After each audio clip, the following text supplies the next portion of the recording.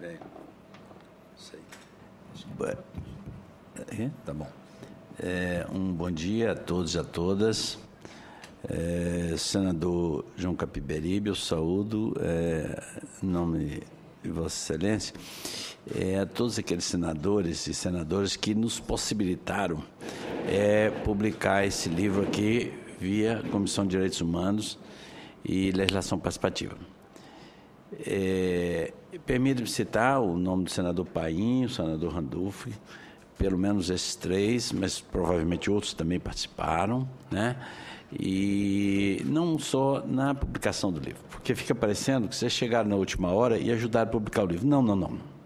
Gostaria que os espectadores, né, da TV Senado, os companheiros e companheiras que estão aqui presentes, saibam muito bem.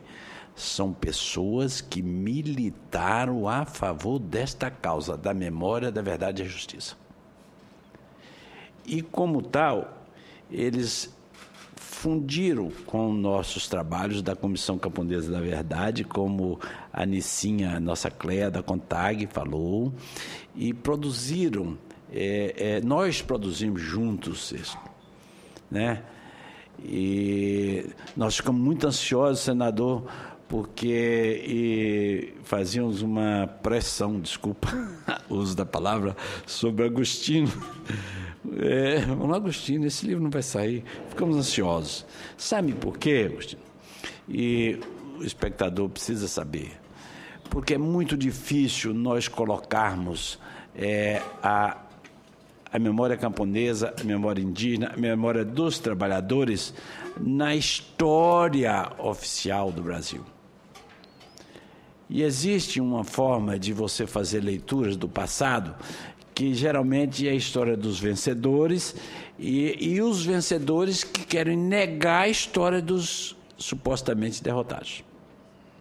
Então, no caso concreto, vale para outros segmentos da classe trabalhadora, entendeu? Mas permita-me restringir, por força do evento e da nossa obrigação quase de fazê-lo. No caso dos camponeses, uma das razões fundamentais do golpe era exatamente porque os camponeses assumiram sua condição de classe e de seu protagonismo próprio. E a bandeira da reforma agrária, de repente, virou como se fosse o terror comunista, que era a forma deles identificarem, particularmente a classe dominante, os latifundiários, que naquela ocasião eles eram muito fortes. Hoje ainda são, né, transmutados em agronegócio, você entendeu? E queriam caracterizar os movimentos camponeses como se eles fossem o terror comunista, os revolucionários que nem sempre o eram ou foram, você entendeu? Embora muitos de nós gostássemos que assim fossem. Mas era uma forma de você fazer uma disputa de aterrorizar a classe média, a classe dominante, como se o Brasil fosse ameaçado pelo simples fato de que os camponeses se avocaram o direito de ser sujeito histórico. E quando vem um golpe, a instalação da ditadura, entendeu? Não obstante algumas tendências capitalistas modernizantes, o latifúndio era muito preponderante. E o acordo de cúpula para o golpe era de que, no campo, a modernização só poderia ser feita sob o tacão dos grandes proprietários. E que esse tacão e essa modernização exigia que, primeiro, não se fizesse reforma agrária. Segundo, que os direitos trabalhistas, previdenciários, sindicais e os direitos humanos não fossem observados em relação aos camponeses, indígenas e outros. E terceiro, que o papel histórico desta classe camponesa que estava emergindo, entendeu, como autônoma, fosse subsumido, tanto em relação à memória do passado como do presente. E é por isso, Nicinha, que nós fizemos questão de desenterrar o máximo de casos possíveis, como diz o Canuto. Sabe por quê? Porque eles fizeram questão não só de matá-los, mas de matar a sua história. E é por isso que o papel histórico... A importância, senador, desse livro é esta a importância. Entendeu? Segundo, eu queria dizer, porque me ficou delegada essa função, de que as leis de transição, quando nós vamos superar a ditadura para um regime democrático, algumas leis foram feitas ainda durante a ditadura militar, como foi a anistia, de 79, onde eu e o Ivan ainda estávamos presos. O Ivan saiu um pouco antes, porque ele era muito menino, já tinha sofrido demais. Vermelho nessa brincadeira, Ivan. E é uma anistia parcial, mas relevante para a forma de como a transição se fez. Não vamos negá-lo. As leis de transição do Brasil, depois nós fomos na lei anistia de 88, que é da Constituição Federal, entendeu? Depois a lei do reconhecimento dos mortos desaparecidos, que cria a comissão de mortos desaparecidos, onde o Ivan hoje trabalha, e é muito relevante esse papel. Depois a nova lei de anistia de 2001, 2002, você entendeu? Tudo, e depois a Comissão Nacional da Verdade. Então, são leis que, se nós, senador, mais de uma vez o senhor já ouviu da nossa palavra e de vários representantes, falou assim, são passos limitados que mostram que a transição ainda não se completou. Mas nós primeiro gostaríamos de registrar, ainda que sejam limitados, foram importantes. Nós somos críticos, mas não deixamos de reconhecer. Sabe por quê? Porque nós vivemos numa sociedade brasileira muito hipócrita, particularmente sua classe dominante, que resguarda muito precisamente seus direitos, mas os direitos dos mais pobres, ou os 3P, como diria o deputado Ulisses Guimarães, eles não os resguardam. E, às vezes, faz um discurso, mas, na prática, não os reconhece. Né? Então, eu diria o seguinte, que foram relevantes, foram importantes, mas, desgraçadamente, elas tiveram os limites impostos pelos acordos impostos na época da ditadura, limites impostos quando se fez aquela transição por cima, onde o povo e a classe trabalhadora não tinham ainda readquirido o seu protagonismo para poder impor, ou pelo menos colocar na mesa os seus direitos, entendeu? E é por isso que nós fazemos críticas. Porque o fato de que nós tenhamos essas limitações históricas, elas impactam até hoje, Rosângela. Né, Rosângela? E tá os testemunhos registrados pelos relatórios anuais da CPT. Muito bem relembrados aqui pelo Canuto. Então, isso é uma continuidade. Então, não são críticas vãs, são críticas fundadas em fatos que muitas vezes os poderosos querem negá-los e que nós queremos reafirmá-los, não por masoquismo. Você entendeu? Aliás, o fazemos com sofrimento. Você entendeu? Porque nós sabemos o impacto que tem para as famílias, para as comunidades, para todos aqueles que sofreram esse desgaste. Então, eu diria o seguinte, veja bem o caso dos camponeses no relatório da Comissão Nacional da Verdade.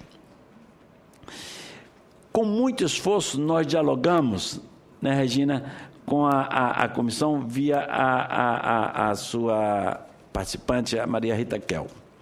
Maria Rita Kel teve uma postura decente no sentido de defender no relatório a inclusão dos camponeses indígenas.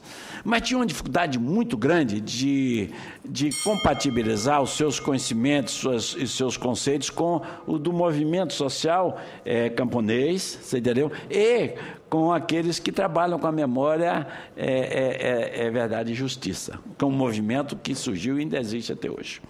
Então, é por isso mesmo que reconheceram 40 camponeses mortos desaparecidos, alguns novos, outros, a maioria deles já antigos, pela Comissão Especial de Mortos Desaparecidos já reconhecidos, ou pelo relato dos familiares no seu livro de mortos desaparecidos na época da ditadura militar.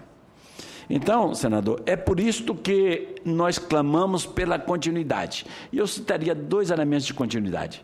Primeiro, as comissões estaduais da verdade. Elas estão trabalhando. Eu li, fiz questão de ler os relatórios que já estão publicados. Particularmente do Paraná, a do Rio de Janeiro, alguma coisa de Pernambuco, entendeu?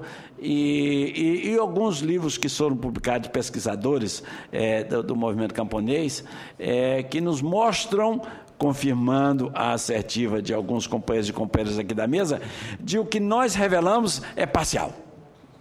É parcial, mas é verdadeiro. É verdadeiro. Entendeu? Segundo, que temos muito mais para fazê-lo, você entendeu? Continuidade da Comissão Camponesa da Verdade e dessa rede de pesquisadores. O último ponto que eu queria dizer é que as recomendações que nós fizemos no nosso relatório da Comissão Camponesa, eles estão válidos.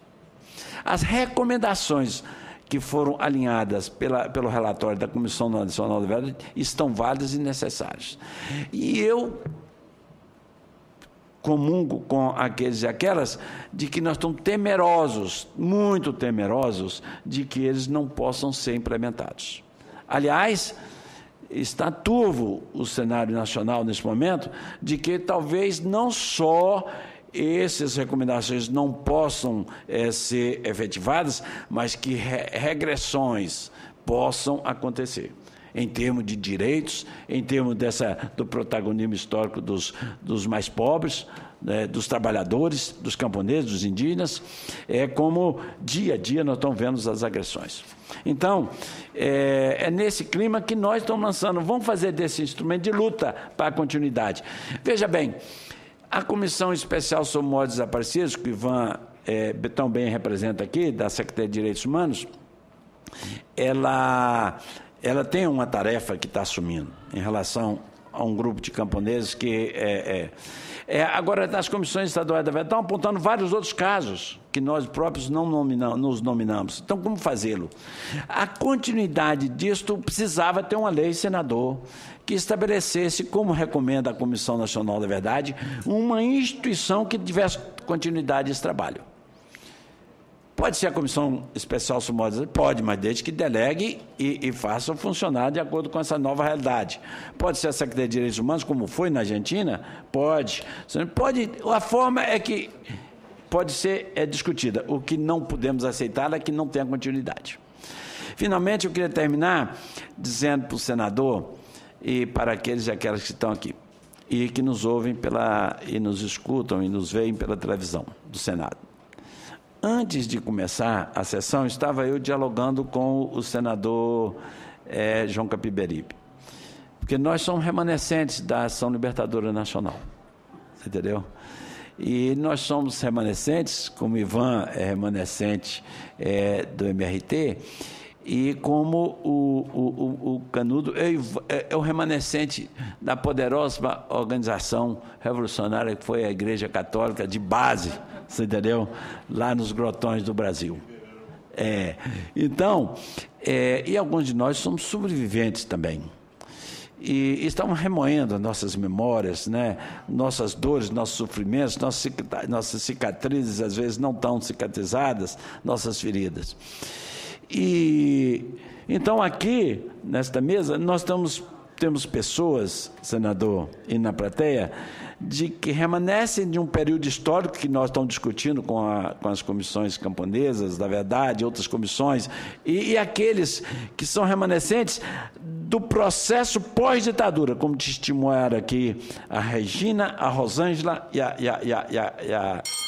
a Nicinha da Contag. Então, que país é este, gente?